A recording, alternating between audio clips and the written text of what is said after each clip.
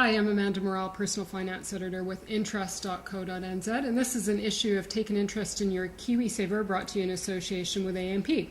And I'm Bernard Hickey from interest.co.nz, and we've got another interesting question here from someone who's moving to Australia and asking, I have to wait 12 months to get my KiwiSaver funds out, but when that time's up, do they put the funds into my bank account, or does it have to be into another super scheme?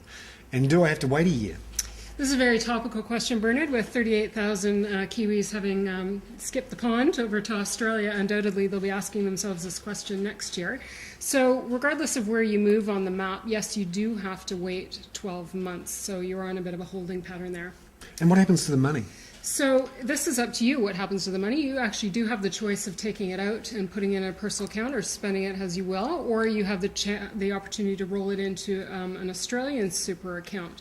There is a bit of a complication with this, because in order to do so, Australia needs to sign off on something called the Trans-Tasman Portability Agreement. Now, apparently, New Zealand signed off on it back in 2010, but the Aussies haven't got their act together yet, so until that happens, you're in a bit of a holding pattern if that's what you want to see happen. But again, you do have to wait 12 months, so probably they'll have it sorted by then. And are there any conditions on this money? So it just depends what option you take. If you are taking the money and running, you will get all your contributions back, plus whatever your employer paid into it, whatever returns it made, plus the $1,000 kickstart, but you won't be getting the extra member tax credits that the government paid in. So right now that's $521 a year if you're making the maximum $10 a week contribution.